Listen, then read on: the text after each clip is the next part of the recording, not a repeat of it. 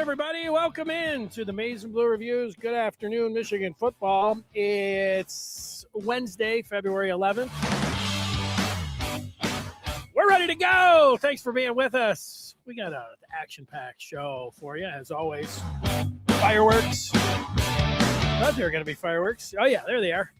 Fireworks happening, and fireworks for Michigan basketball as they're back in action tonight. One of the things that we will be talking about today. Also, football recruiting. I'm putting football recruiting into the mix for the first time in a while.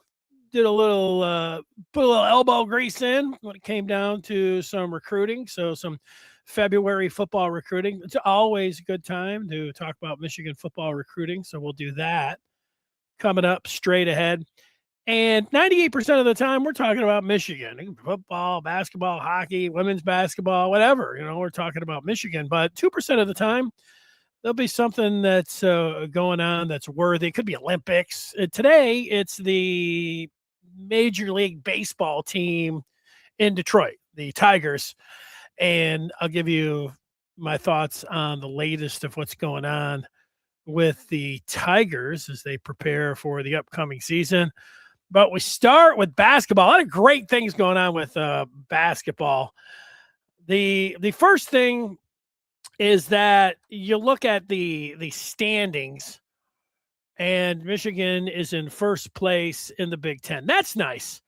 But the second place teams, Illinois, Purdue, Nebraska, and Michigan State, they all have 3 losses in the conference. Michigan just has 1. So Michigan is eyeing a Big Ten regular season title, their first one since 2021. That was when Hunter Dickinson, you remember the big man, he was a freshman on that team. So Michigan trying to get, they don't get a lot of Big Ten regular season championships.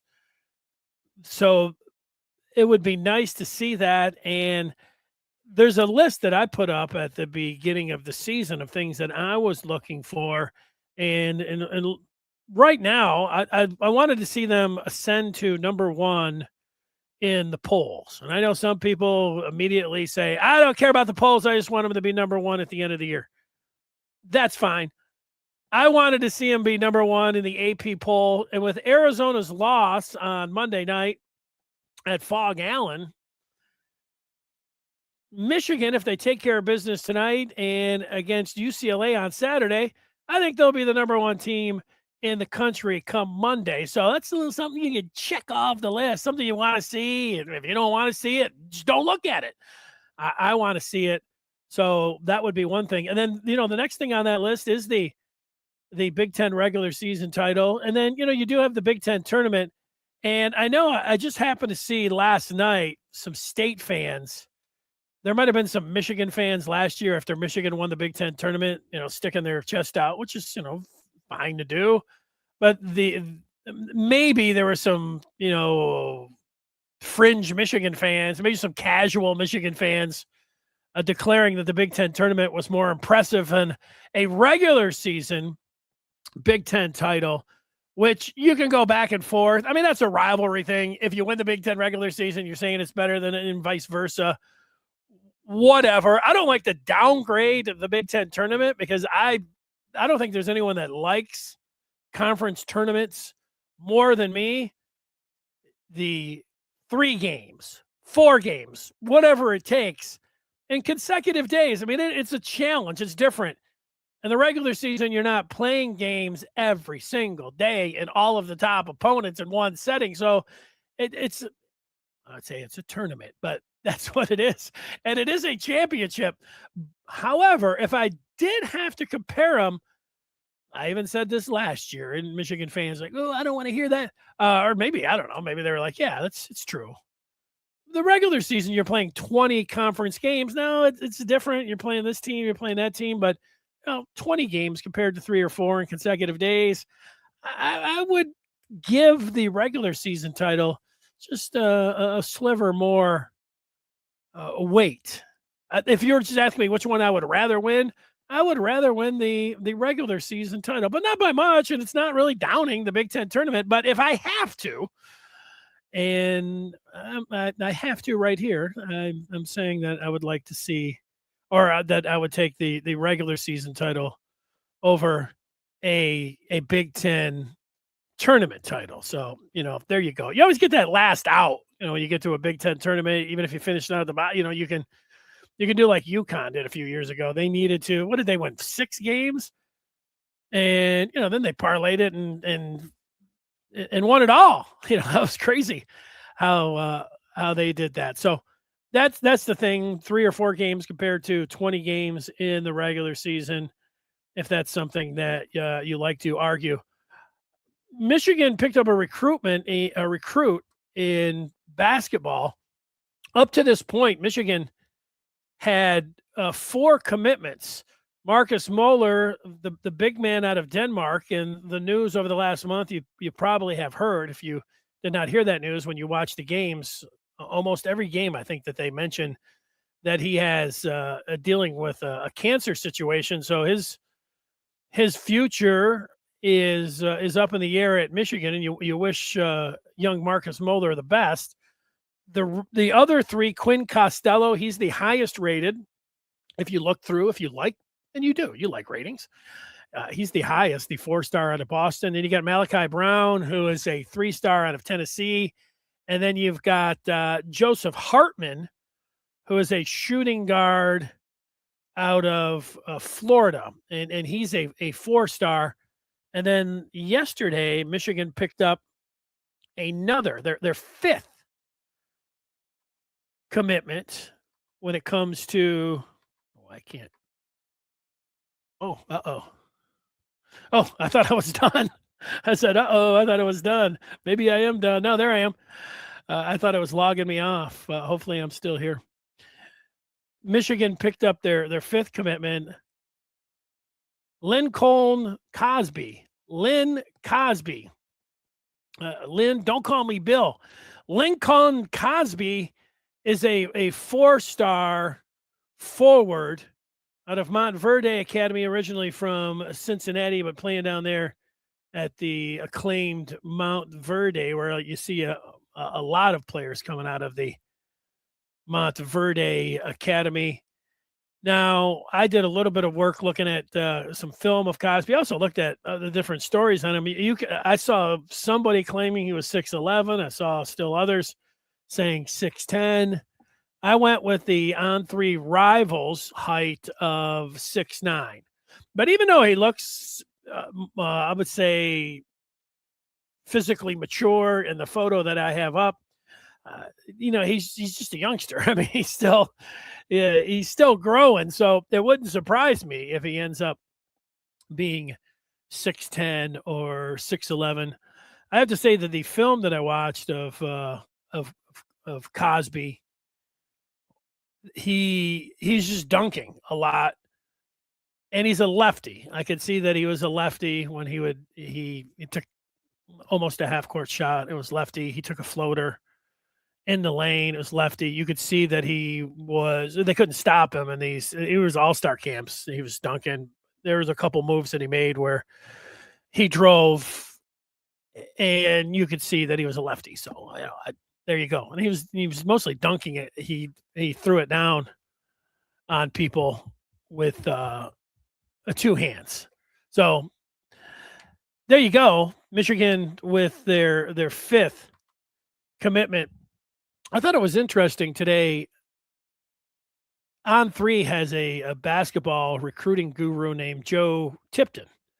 Tip of the hat to Joe. Joe put a story up today where he talked to some coaches and asked whether you would take your money, and is it better? I don't know if this is exactly how he asked the question. Is the money better spent on a 5-star or on players in the transfer portal? And my initial reaction was portal. Look at Dusty. The 4 players that he has right now, Yax, Morez Johnson, Ade Mara, Cadeau, those four. I wouldn't trade him for the first, the top 4 4-stars in the rankings last year. And you're talking about DeBonsa and Darren Peterson from Kansas. And, the list goes on of these Boozer. I wouldn't trade those guys, any of them. I maybe want to. No, I wouldn't trade any of them. Michigan's about to be the number 1 team in the country. And, Dusty hit on all 4 of the transfers. And then, last year, you knew that he knew Vlad really well because he coached him. So, he hit on Vlad, but he hit on him. And then Wolf, you have to say, was a huge hit. It wasn't like Yax was supposed to. Everyone was saying, Yax is the best player in the portal. Nobody was saying that about Danny Wolf. And Dusty was able to identify him and bring him in. That was a coup. And, so you have to think the way Dusty was able to put together his team last year with all the different transfer portal players. And then this year, the way he's hit, that you'd say, well, Dusty's got this down. Go for the older player, the more mature player, you more of a track record. That seems to be the way. But you look at the players that are supposed to go, whether it was the rankings before the season, and that's what you would go on because you don't know ultimately. I mean, it's a fluid situation. You would know more in the middle of the season, but man, it's been a great year in college basketball. It's going to be a great NBA draft, and it's a great list when you look through of the highly touted of the 5 stars. I mean, they're left and right. They're all over there, and you'd say, man, you'd love to have. And it's not a coincidence. You look at Arizona, you look at Duke, you look at UConn. Those guys all have a button. North Carolina's in there. They seem like they're always in there, but all of those teams, they got a lot of guys. They were a lot of 5 stars. And, though they might be thinking about it differently. So Michigan's had success with Dusty May with the 5 stars. And then also when Juwan pulled in his 2, Moussa Diabate, the fighter, and then Caleb Houston, who was a bust. Sorry about Caleb. He went, made his money and everything. If you don't want to call him up, it didn't hit.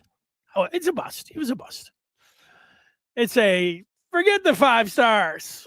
Let's take the portal guys. And then it was the whole thing whether you want to bring them along or buy them, that Michigan State, even though they brought a bunch of guys in, they just didn't work out. So the question that Joe put on there, would you rather have a 5-star or would you rather have players out of the portal? And some of these GMs, one was pointing out that Peterson from Kansas, who I loved watching, but also he's not available very often. He's got one game, he's got a hammy. Next game, he's got an ankle. Monday, I'm getting ready. I'm like, 1 versus 2. I haven't bet on the game. I'm betting Kansas at Fog Allen, about an hour beforehand. And then I tune in. I'm like, all right, let's watch this. Peterson. Oh, he's out. Oh, that was load management. They didn't call it load management. I don't know if it was they said it was flu-like symptoms. Hey, he's got the flu, but there's a lot of, let's say, whispers. That's just talk. Hey, when you're the number 1 player, there's going to be a lot of talk about you, and you're missing games, whether it's just to preserve your status, to be the number 1 player, or you're not tough. All these things are being said. Peterson is awesome, but everybody's saying that, but you don't know. And I don't know, the kid may be as tough as nails, but he may have had, flu-like symptoms and decided that kept him out. He twisted his ankle and everything else, but I don't know. It's there. I can't say, that he's not tough or anything, but the thought is, do you want to cough up $2 or $3 million for these guys that could be gone before the first media timeout to the pros, or do you go to the portal? Now, the answer to that question for me, and it's not just because but it's partly because I've seen how Dusty has gone about this. Yax is 23 years old. These guys, when you're getting them, they're 17. You talk about a 4 or 5 year difference. The tape that you have on them, what you will know about that player, how much more of a feel that you will have for their game. I am going to say, and then there's a bigger pool too. I don't know how many 5-stars you get a year, 10 maybe. But when it comes to the transfer portal, Danny Wolf's. I don't know about Danny Wolf.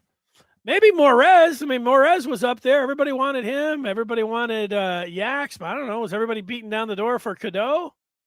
So, being able to identify those guys, and that's a big part. And look, I remember John Beeline. He used to bring in guys, and after a while, you'd say, "Oh, he's going to bring in some 6'10" dude from Connecticut." Hey, sweet. But forget Michigan, forget Flint, Detroit, whatever. He's going to Connecticut, finding some dude that nobody's heard of, 3-star white dude out of Connecticut. Hey, and props to John Beeline. He had a pretty good eye for talent. So there it is. And now Michigan will be at Northwestern tonight. Now, Michigan beat Ohio State on Sunday, and I read the story in the Free Press about Michigan State, or Michigan beating Ohio State, and Yaks was up there and said some things like they're not in the same class of us. And the game before, some bench warmer for Ohio State was running his mouth, the typical rivalry stuff. But in that article in the Free Press, Tony Garcia wrote it. He said that Michigan has a song that they play when they go on the road by some artist named Bankroll. His name's Bankroll something. And the lyrics basically say you go into their house and you take over their house. And this is their, I don't call it their theme song, but that's basically what he put down in that article. But they don't call it a house; they call it a trap. Which it's you're going into their trap and you're taking over their trap. And here's Bankroll. Walk in your trap and take over your trap. That's it. They're walking into your trap and they're taking over the trap. On the road, I will do it. Go into your trap, take over your trap. That wasn't Bankroll. That was me singing the rap. So Bankroll Fresh. I guess I should probably look it up. It's Bankroll something. Let's see. Bankroll Fresh? No. Oh no. Yeah, it is. Bankroll Fresh. Hey, who doesn't want a fresh bankroll? Bankroll Fresh. Nice. That also features 2 Chainz, who I'm familiar with, and then somebody else named Schoolie. But I believe that is Bankroll Fresh that's throwing out the walk into your trap, take over your trap. So we'll see if they're able to take over the trap tonight in Evanston. There it is. Let's take some of the feedback on Michigan basketball, all of that, them being in first place, all alone, looking good for the regular season title, tonight's game against Northwestern. Also, would you rather have a 5-star or a transfer portal? That's all out there for you. I put those things out, but not everybody always is just following along and answering the questions that I put out there. Let's see. Smash has a few things. So let's see. He says he does not think Michigan will be number 1. Arizona has a better loss than Michigan. Doesn't matter much, but just pointing that out. Yeah, I do think that Michigan will be number 1. I think the part, if I'm a voter, and it's true, that is, I would say that they do have a better loss. But when you look at the metrics, and a lot of the people that are going to vote, they do follow the net rankings and Ken Palm, and Michigan is in front of Arizona and all those. So I think it'll be close. I would bet on Michigan, but it wouldn't be like a total shock if Arizona remained there. But I also think that the voters, Michigan's been knocking on the door so long, and then you put Michigan up there. The voters also realize that the following week, Michigan is playing at Purdue, and then they're going to DC to take on Duke. So they're going to have 2 heavyweights. So if they want to be number 1, put them up there and let them deal with it. I would vote Michigan number 1. Even taking a look, I know I'm here doing a Michigan pod. I've tried to be, when I look at it, fair about what I see. And this is actually a fair statement, thinking that they have a better loss. Michigan lost to a nobody Wisconsin at home, where the Cats had to go to Kansas. Now, the flip side of that, if you look at where Michigan has a better win, is Michigan State better than winning at Michigan State, better than winning at BYU? I don't know. Michigan's also beaten Gonzaga. You go through, Michigan's resume overall is better, but you do have that point, which is not a bad one. There you go. Let's see. We got a lot of people talking JV. We're going to get to that coming up. So if that's what you want, you're there. There's more Verlander. Let's see here. We've got what I have is maybe a little bit of a cold. You have to excuse me. All right, there you go. One thing you don't have, this is not a handkerchief. This is just a towel, but I'm using it as one. But back in the day, actually, my grandfather, he did have a handkerchief, and he would, I don't know, you don't use it, it's great, but then you use it once, and then what? It's over. Kleenex. I guess before they invented Kleenex. Okay. Joe, who I think is new here, I don't remember him. He's talking Verlander. And then he says, if Dusty doesn't get to the Final Four, it will be a real disappointment. I'm going to disagree. I'm going to agree with you. I'm going to disagree.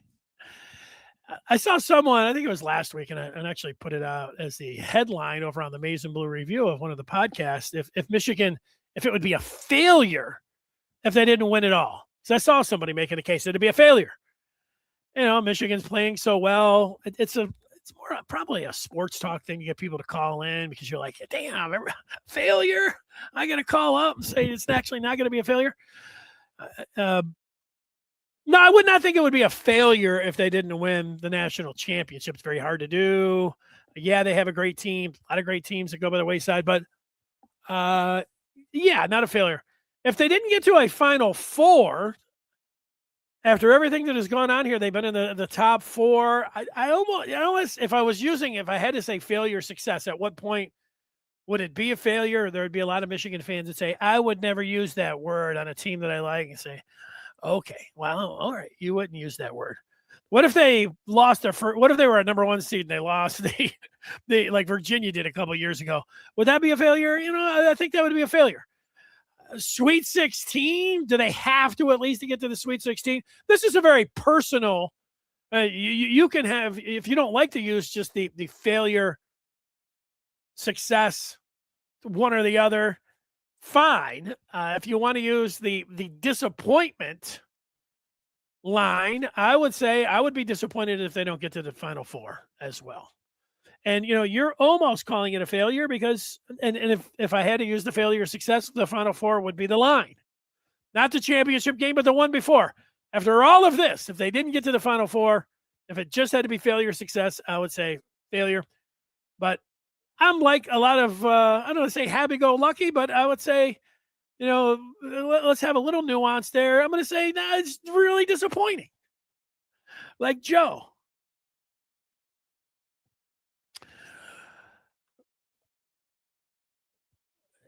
I don't know what's going on here. So let's go to Smash, who says Mick Cronin, the UCLA coach, is the Ryan Day of Tom Izzo's, a whiner that whines. Yeah, Mick Cronin, when he was at Cincinnati, whined a lot. And now that he's out in UCLA and he has some things to whine about, he's whining.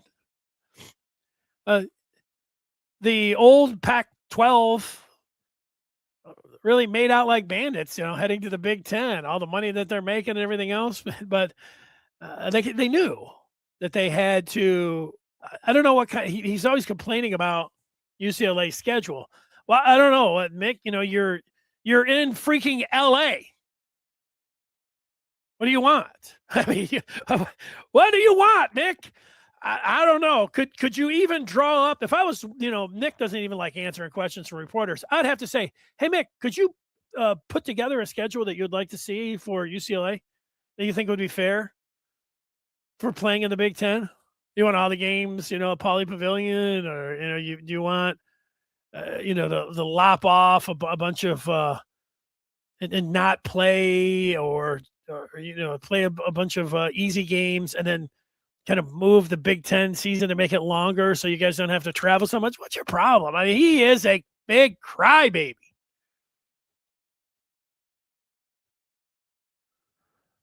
He is a crybaby. All right.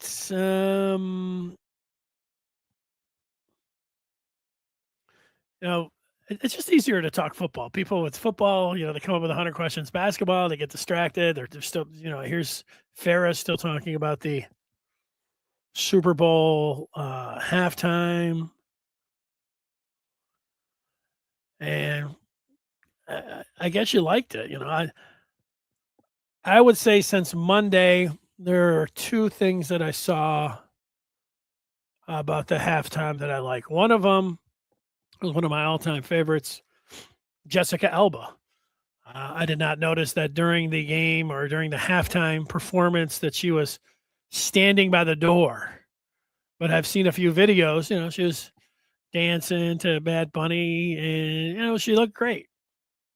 She looked great dancing, and then so I like that about the halftime show. Something I didn't notice, and then I watched some TikToks, and I don't know. I don't know if they were actually playing Bad Bunny's music, but it sounded like kind of salsa music, and if that's what he has a little bit, because I didn't do too much of a dive on this TikTok that I was watching, but there was a lot of what looked like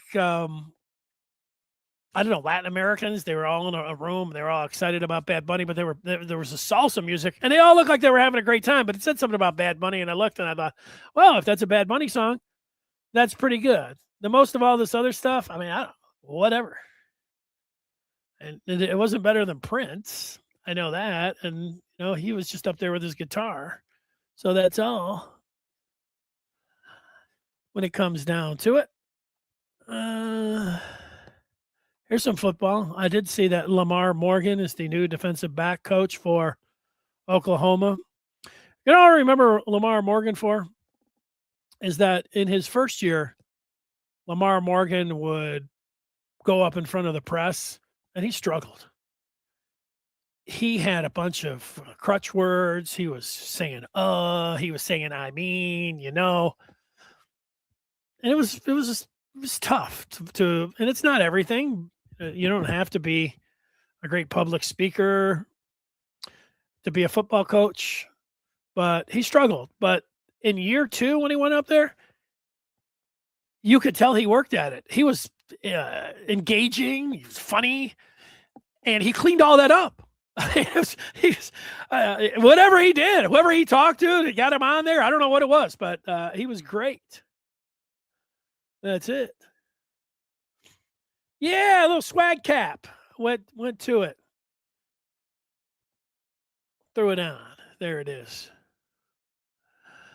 I did see some invitations going out to the scouting combine, and so I am just going to take not Ripstar's word for it. I did see him coming out. And these guys all seem like they would go to the scouting combine. Max Bredesen, Donovan McCulley, Marlon Klein, Jay Sean Barham, Rayshon Benny, Derek Moore, Jimmy Rolder, and Dominic Zavada have all earned invitations to the scouting combine. I guess I didn't know that the kickers worked out at the combine, but kickers are football players too. Derek Moore could be a first rounder. I like Rayshon Benny. The rest of these guys, Barham maybe is a situational guy, but he's not a day one. Maybe day 2 guy. Maybe. And then I don't know about the rest. We'll see. Ferris off the board talking about his CrossFit trainer being a Michigan fan. He saw me struggling and put on Mr. Brightside so I could power through to my squats and overheads without dropping weight. You know, the funny part about Mr. Brightside, we talk about Mr. Brightside once in a while. And there'll always be somebody's like, I don't get it and I hate it. And I always say, ask 100 Michigan students what their favorite thing about their game day experience at Michigan Stadium is, and all 100 will say Mr. Brightside, and that's I believe that. I saw a girl dancing on TikTok, and she had Mr. Brightside on, and she was so fired up. And it is a song I could see. That is a song to work out to. It is a song that fires you up.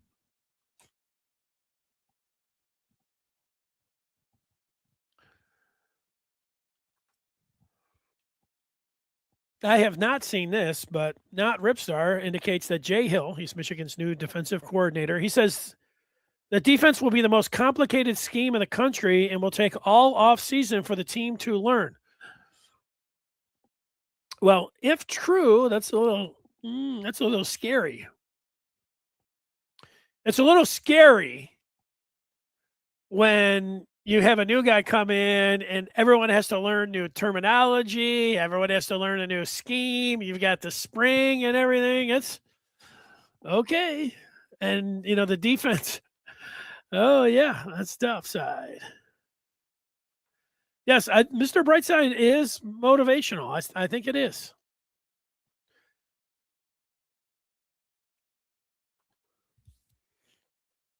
Is the G League over and college basketball better now? Yeah, I don't think there's many people that like basketball more than me. I don't think I've ever watched 20 seconds of a G League game ever.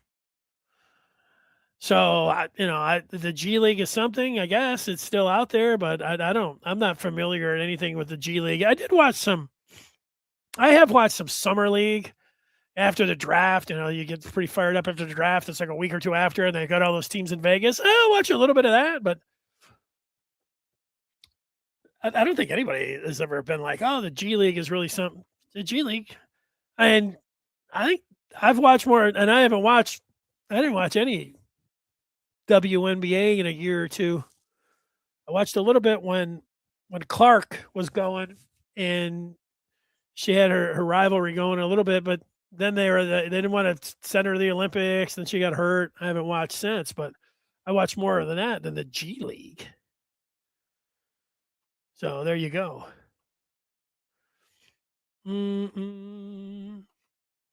Take over your trap. There's the song.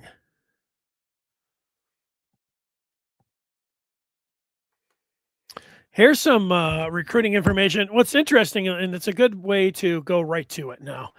I have an Elite Eight, and I was going to ask you folks out there if there was a player that you had heard of or that you think Michigan should be going after or actually is going after. And I didn't even ask the question, and we already have the NRS indicating a quarterback named Camden Lapade. So there you go. He's an Illinois commit. So when it came down to the 8 that I wanted to talk about with recruiting, what I did is I went to On3 Rivals, and they've got their list, I think, of 350 players. And over on the side, they'll have interest from teams. And, I was just paging through, and I was like, where's all the guys with Michigan interest? And there were a few. And then I ended up finding 7 who at least had Michigan mentioned.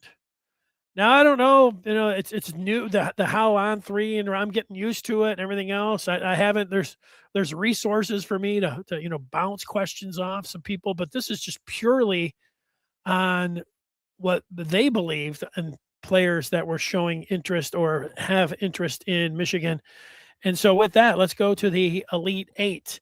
The number one player in the state of Michigan is out of Harper Woods.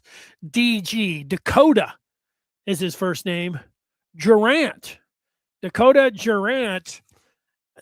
He at least has Michigan. I don't want to say on the mix.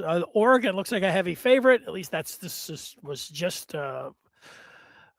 within the last 24 hours that I've put this up here. So a huge lead for Oregon, but Michigan could potentially make up some ground there. But he is that Michigan's making the calls. He is the number one player in the state that they would want him. Right after Durant, who is listed at 55 in the top 350, I guess not right after, two down at number 57 is a wide receiver named Quentin Burrell, and he's out of Chicago. And he is a heavy Notre Dame lean, but has Michigan listed. So two wide receivers, Michigan being mentioned, Burrell and Durant. Durant, the wideout who goes to Harper Woods. So there's two of the eight.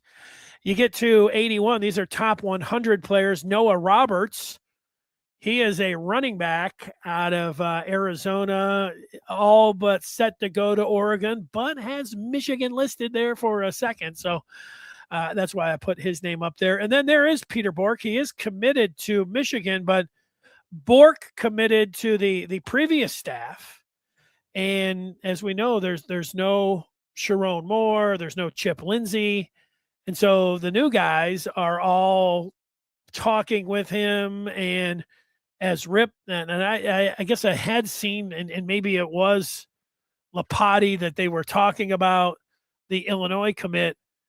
This, even though he's committed, I think we know that, but we also understand that he committed to the previous staff. So, there could be a little maneuvering there. It's like Esposito's one of Michigan's got 4 commitments for 27. Lou Esposito's kid is one of those 3. Not only is the previous staff gone, but now Esposito, who, and now his dad is gone. And so, were they just doing him a favor? Is he going to be in the class? And hang on to that thought for a second, because Ricardo Kitchen, about a week or two before Sharon was found out that he was on the throne of lies, Kitchen committed. And, Michigan certainly has made contact and want to keep Kitchen and all of that. He's the second highest rated player in the state of Michigan. The entire staff left, and then they're like, okay, hey, we've got Coach Esposito here. He's going to be your position coach. And then now he leaves to go to the Ravens. And, Kitchen's like, wait a second. Every time I turn around, the head coach is leaving. Now my position coach is leaving. So, he's committed to Michigan. Michigan wants him. Hopefully they're able to keep him. I have no indication that he's leaving. I'm just looking at just how things have gone down. Michigan will throw everything, including the kitchen sink, at Kitchen to keep him, and hopefully they do. Now, there's a commitment to Oklahoma by an edge player named Crew Jones. He is out of Orem, Utah. That's why I put him at least on the Michigan list. He's got to know Whittingham really well. You could make the case, hey, he's already left Utah to go to Oklahoma. What makes you think he would go to Michigan? I don't know, because he's from Utah. And that's why. And, Michigan's better than Utah. So that's why I put his name on there. And then we have 2 more to look at. Kejuan Telfair. I love the name. He is a corner. This is actually the one player on this On 3 Rivals list that Michigan leads for. He's out of Ohio, and Michigan Penn State in a battle for Mr. Telfair, but one of the great 8 that I have on the list here. And then a player out of the state of Michigan who's in the top 200 on this list is an edge player out of Farmington Miles Smith. And Smith has both Michigan and Michigan State listed, but he has Michigan with the edge for the edge, Miles Smith. So that's where I'm at with these Elite Eight. Smith, Telfair, Jones, Kitchen, the commitment, Bork, the commitment, Roberts, Burrell, and Durant, all in the Elite Eight here in February that I will have updated and we'll be keeping an eye on for sure. We'll take some more on the feedback. And let's get to it. Hadley says, how much do you think Cronin will, how much crying do I, or bitching? That's what I'm sorry. It's taking me a second. How much bitching do you think Cronin will do when his team plays this Saturday at 8:40 a.m. Pacific time? Well, Hadley,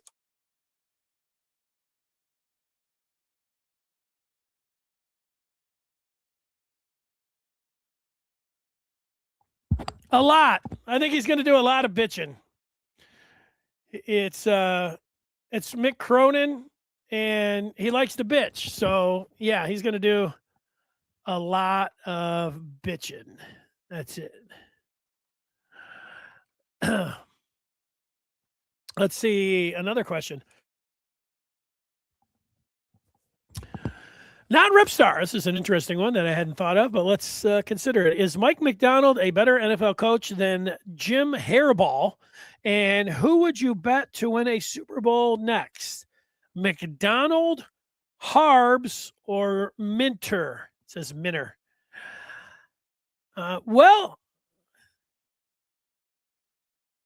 winning a Super Bowl is a pretty big deal, and doing it in his second year like he was, and I have to put McDonald, the mastermind behind the Michigan defense when he came in 21. And one of the big reasons that Michigan turned everything around and turned the tables on Ohio State and then went into the pros and has made quick work in the pros and has ascended all the way and is now the current Super Bowl winner. I would, it's a tough one because I think Jim Harbaugh, kind of listed as Hairball. That's what my daughter called him when she was young. And Harbaugh's pretty accomplished himself, getting to the Super Bowl and getting to and winning the national championship. But I am the Super Bowl. I'm going to give the nod to McDonald there. But if I had to bet who would win the next,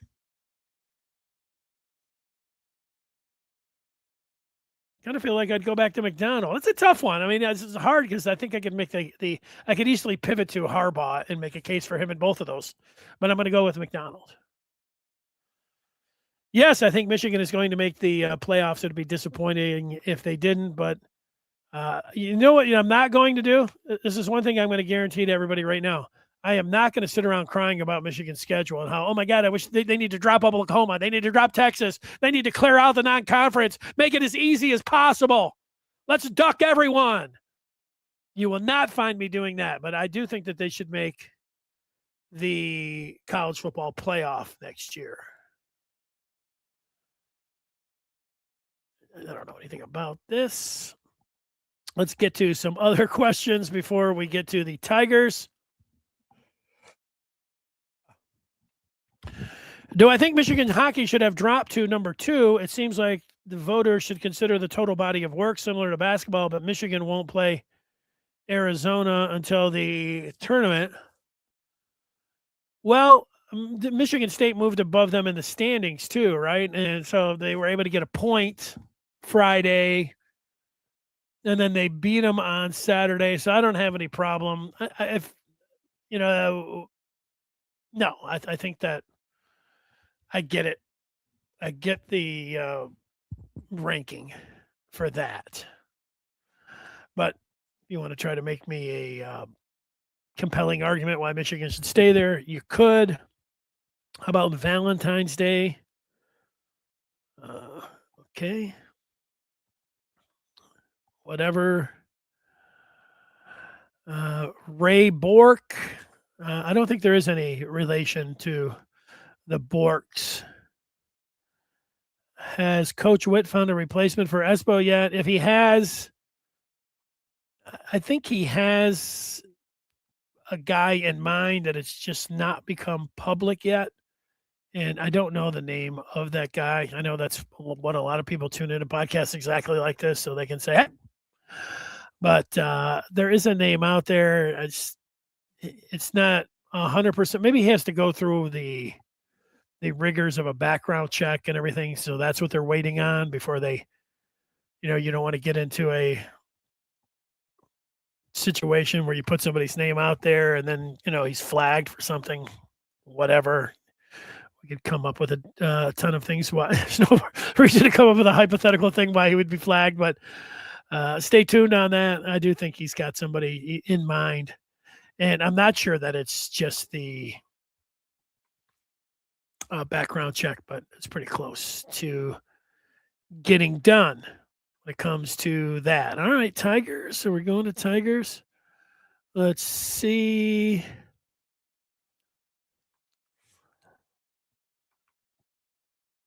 The half pipe is on. This might make me sound old. I think Rip was calling me old last podcast. Is the Flying Tomato still do the Olympics, compete in the Olympics? I liked him.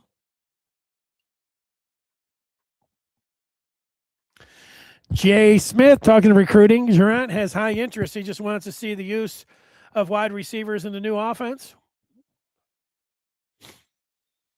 I like it, Jay. I don't want to say this is my, it's nothing against everyone else. I want to say that this is my favorite feedback of the day. You get a little recruiting, getting a little bit excited. So, yeah. You know what else people are excited about? Baseball. And let's get to it here as we end this podcast. We have the Tigers making a lot of news and the all off season. Every day it was Tarek Skubal. When are they going to trade him? No, let's just ride it out. Oh, what about the arbitration? This is a joke. I know you've been through all of that, so I will spare you. But I do have a picture up from the Detroit Tigers website of Justin Verlander, will be 43 later this month, standing next to Tarek Skubal. And there it is. And if the Tigers, there's a lot of news of the Tigers. Reese Olson is going to be out for the year. If Olson was going to be out for the year, and we knew that news, and the Tigers didn't sign Framber Valdez, and then they signed Justin Verlander, everybody would be going crazy. What a joke! But that's not how it worked. The Tigers signed Valdez, and it's a great signing. You look, you say, wow, you're getting a premier pitcher to go 1-2 with Tarek Skubal, two power throwing lefties. Like, incredible, awesome. And then you get the news about Verlander and Olson, and you're like, okay, you hate the Olson news, but you love the JV news. I think I have a friend who did not like the JV news, but hey, and her contention is, that was $13 million and it was 43 years old. I'm not worried about the money. Am I worried about him being 43 years old? When I watched Verlander pitch for the Tigers, and you would hear people remark about his arm, they'd say he's just got a special arm. And very special. And it compared to they compared his arm to two pitchers, the most. Say they, like baseball experts. Nolan Ryan and Roger Clemens. Now, Clemens had a lot of success in his early 40s, but he was also juicing up. But then Nolan Ryan was pretty effective as a 43 and 44-year-old. And so I don't know what to expect from Justin Verlander. I do think it's going to be must-see JV, must-see TV like it was back when he was on. When he takes the mound, going to be incredible for as long. I don't know. I could easily see him pitching half the season and then going on the injured list. I mean, he's 43 years old. Hey, Tiger signed that dude Cobb last year. He never even made it to Comerica Park. They spent a lot of money on him. So, they're throwing money out there. But for the times he does pitch, sports fans like big names. And for the Detroit Tigers, there's no bigger name than Justin Verlander. So having him back is a win, and I'm not going to dog it. And why would I? I know that he's 43 years old. I don't have great expectations, but his last few games, I don't know, last dozen games last year, okay, actually better than okay. And then, like I said, no, you say, well, are there any guys that have pitched at 43 years old that actually we can look at? Yeah, Nolan Ryan, the Ryan Express, who he was compared to the most when he was a youngster with the Tigers. So that's why I like it. It's exciting. It's the biggest name you could possibly get. I mean, I don't think Miguel Cabrera is coming back to DH, but and I wouldn't want that. But JV, I always thought there would be a chance that it could happen. They could wind up here. I don't care if what had he picks into the Hall of Fame. Would it be a great story that his rookie year was in 2006? He went to the World Series with the Tigers, and he could end it up with the Worlds. Yes, that would be great. Him just being out there will be great. And Tigers winning the World Series for the first time since '84 would be great. So that's it. Mr. Martini says JV is not a power pitcher anymore. He's become crafty with his breaking ball. That sounds like he's that doesn't make me feel good, but I get it. Rip says, why not subscribe to the Maize and Blue Review today? It makes the perfect Valentine's Day gift. Yeah, exactly, Ripstar. It does. It's, if your wife, you're going to buy her, or your significant other, you're going to buy her chocolates or flowers, or you're going to take her to dinner. Those will be the top three things. And if she says, what do you want for Valentine's Day? You say, I want Michigan. I want the Maize and Blue Review. I would love, how do you make the little, I don't know how to do it. Help me. I should know how to do a heart. I would love the Maize and Blue Review. Leave a little note out on the counter. Boy, this Valentine's Day, not a pair of shoes, not a 24 case of Coke Classic from Costco in a bottle, sugar cane, not those, not 24 beers. A subscription to the Maize and Blue Review. That's what you want. You're so right.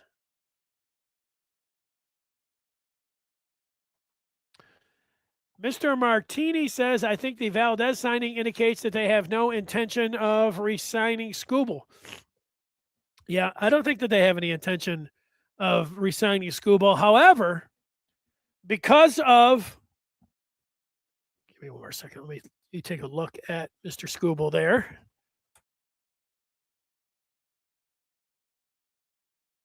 All right, I'm back. I think that as things have looked over the last 6 months, I would agree with that. But it looks like the landscape is changing a little bit. This is, I hate to say this, but I think that the more things go, because this is a feel good week, and I always want to just feel good and not worry about the other stuff, especially the business stuff. But they're probably not going to have a World Series next year. They could. There's a possibility that there's going to be a lockout or a strike, and Tony Clark and Rob Manfred are it's going to be. Those are the two names that we're going to be hearing back and forth. It just so happens that the Tigers have a team that, could go to the World Series. Wouldn't that just be beautiful? No. So my point here is that we've seen how some of the things have worked. Maybe shorter deals. Maybe a deal like, you see the Valdez signing after 2 years. He can go. Would I give Tarek Skubal, $40 million or something for, 2 years, and then have this opt-out clause, and have a shorter contract? I mean, there's a lot of different ways. So I'm not saying that's where you say no intention. I think that they're playing it out. And I have said, and I think a lot of other people now have come along with it. When this all started, I said, no, I am not. Unless this team goes belly up at the trade deadline next year, well, and then they haven't said, yes, I would trade him then. I was not looking to trade him in the offseason. I was looking to pitch him for this year. I think that, the players that you're getting back, everybody's, oh, you trade him, you get nothing. No, you get at least a little something. You know what you get? You get a year out of the best pitcher in baseball. That's worth a lot. Yeah, I mean, there's always somebody wants to come up and, blow you away, that kind of thing. But, the Tigers are poised. What they're doing is, poised to make a run. And I'm all right with that. Now, they got to get over this strike lockout. And, then they actually have to do it. But, they're able to do that. They get to the end. Who's to say that the Tigers then, old Chris Ilitch, he is Mike Ilitch's son. Maybe he doesn't, said, what? Now I know what my dad, I got a taste. I'm going to start acting like my dad. Maybe he'll start acting like his daddy. And it would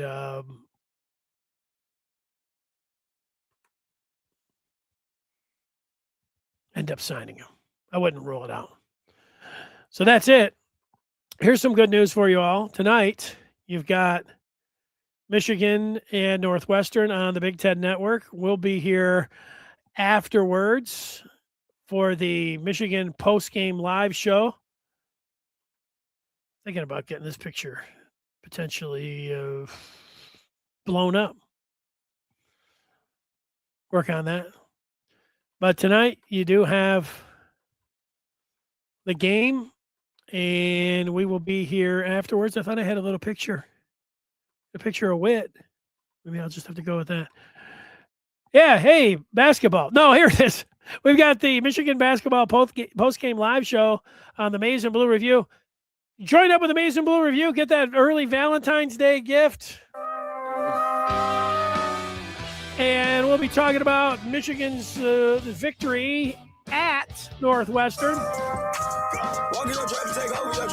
They are going to walk in and take over against the Wildcats. Oh, yeah, big deal. It's Northwestern. Hey,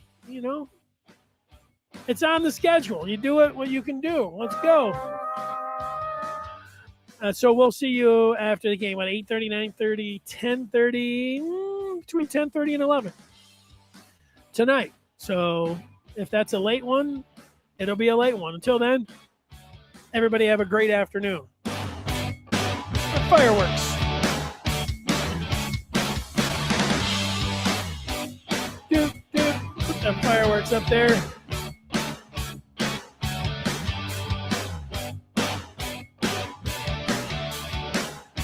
Take them out.